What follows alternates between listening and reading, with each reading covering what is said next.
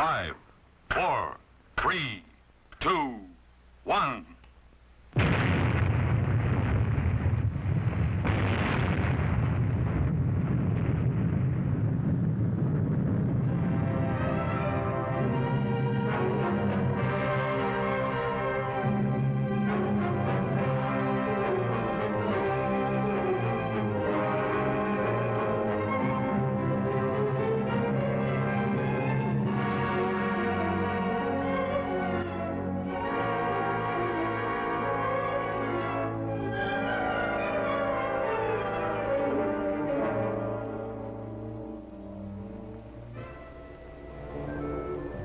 One American town looks like any other when you see it from an airplane window. Trees line the quiet residential streets, and there's usually a highway running through to an industrial area where many town people work. But in every town, you'll find houses like this, run down, neglected. Trash and litter disfigure the house and yard. An eyesore, yes, and as you'll see, much more. A house that's neglected is the house that may be doomed in the atomic age. What would happen to such a town if it were on the outer fringe of an attack directed at a nearby city? We can answer that question, in part at least, even though it hasn't happened yet. A series of civil defense tests were made to discover the effects of atomic heat on American homes. I am going to show you how protective measures can help guard your home against the heat effects of an atomic explosion.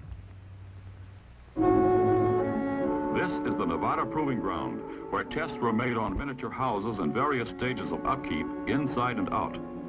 These tests were also made on common fire hazards, like dead grass, old leaves, discarded newspapers, and fence structures.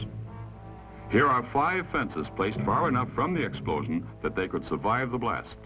The fences in the middle are built of decayed wood. Dry grass and litter simulate conditions you've seen in too many alleys and backyards in slum areas. The trash, litter, and dead grass are perfect kindling for the unprotected and unpainted wood of the fence itself. The moments tick away as we await the bomb and the fireball.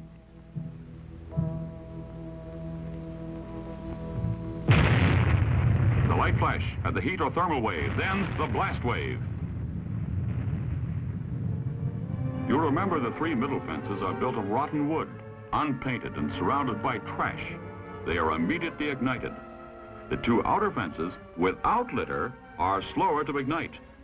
Decayed, combustible wood surfaces like these fences are readily ignited by heat flash. Likewise, some types of interiors are easily ignited. This will be demonstrated in the next test.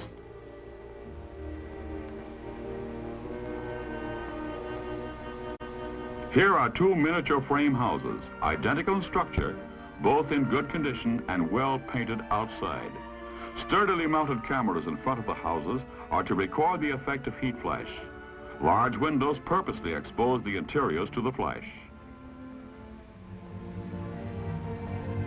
In the house on the right, all the earmarks of untidy housekeeping. Newspapers and magazines lying about, and cluttered tables. Now the house on the left, identical to the other, but spick and span. Trash has been thrown away. Tabletops are tidy. 2 homes, one a fire trap, even under ordinary conditions. The other cleaned up and fresh with better, safer housekeeping. Both ready for the test bomb. The light flash and the heat wave. Then the blast tears away part of each roof. Let's see it again in stop motion. First, the light flash and the thermal or heat wave that only chars the painted outer surface of both houses.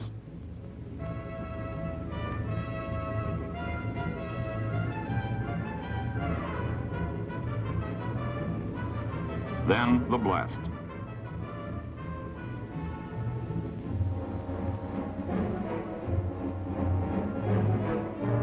The cluttered room of the house on the right bursts into flame. In a few moments, the interior is completely ablaze. The fire that started inside spreads rapidly to the house itself, although the house on the left still shows no exterior flames. Now the house on the right burns as fiercely as if it had been deliberately fired with kindling.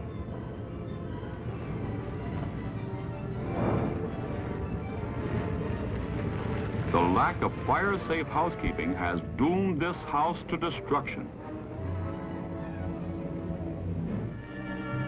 In the other house, with its better, safer housekeeping, readily extinguished afterward.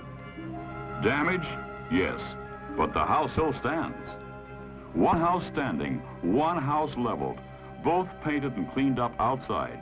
Identical houses, except for inside conditions and housekeeping. Now, our third test. 3 identical miniature frame houses, each with varying exterior conditions, all the same distance from the point of the explosion. The house on the right, an eyesore. But you've seen these same conditions in your own hometown. Old, unpainted wood, and look at the paper, leaves, and trash in the yard. In a moment, you'll see the results of atomic heat flash on this house. The house on the left, typical of many homes across the nation. Heavily weathered, dry wood in run-down condition.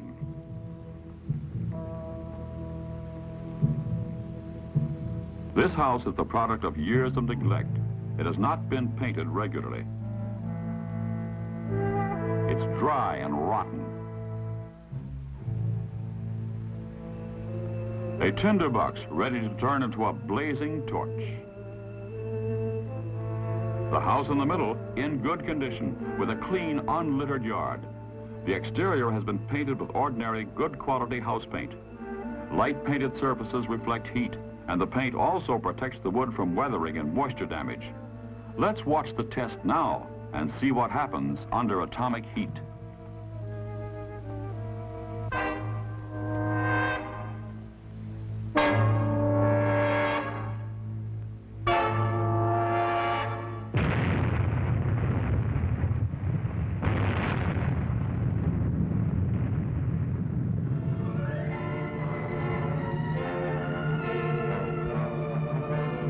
Now let's go back and see it again in stop motion. The light flash, the heat wave, and clouds of dust.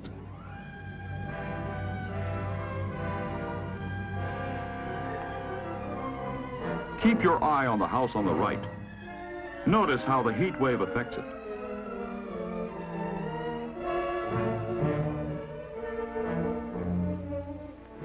There's the fire starting in the trash surrounding the house. Now it spreads to the house itself.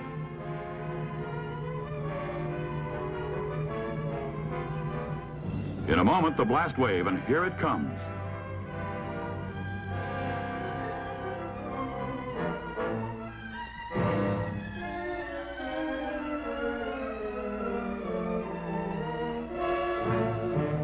The house on the right is the first to ignite. The trash serves as kindling for the dry, weathered wood.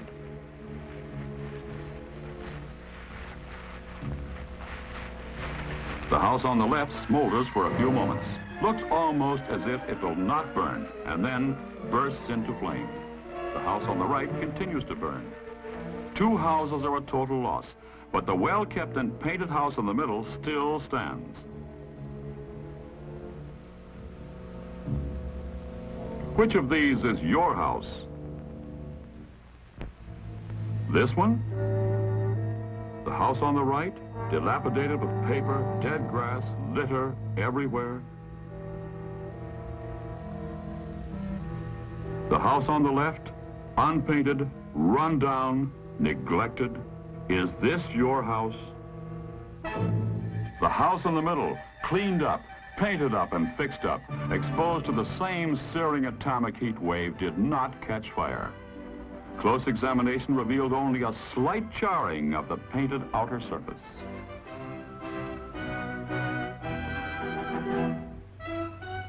Yes, the white house in the middle survived an atomic heat flash.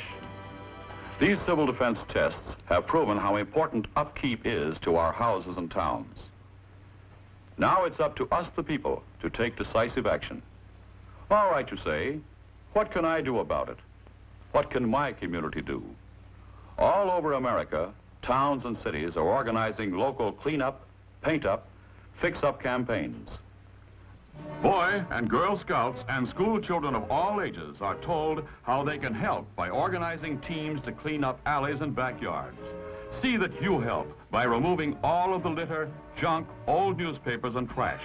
They collect and pile up. Your community needs this help. Do those long-delayed repair jobs now. Trim your shrubbery and trees, weed and plant flowers. Keep your block cleaned up. Beauty, cleanliness, health, and safety are the 4 basic doctrines that protect our homes, our cities. You've seen the tests. You know the story. Join up with your friends and neighbors for a better, safer community. It's also good civil defense, which is everyone's responsibility. The dingy house on the left, the dirty and littered house on the right, or the clean white house in the middle. It is your choice. The reward may be survival.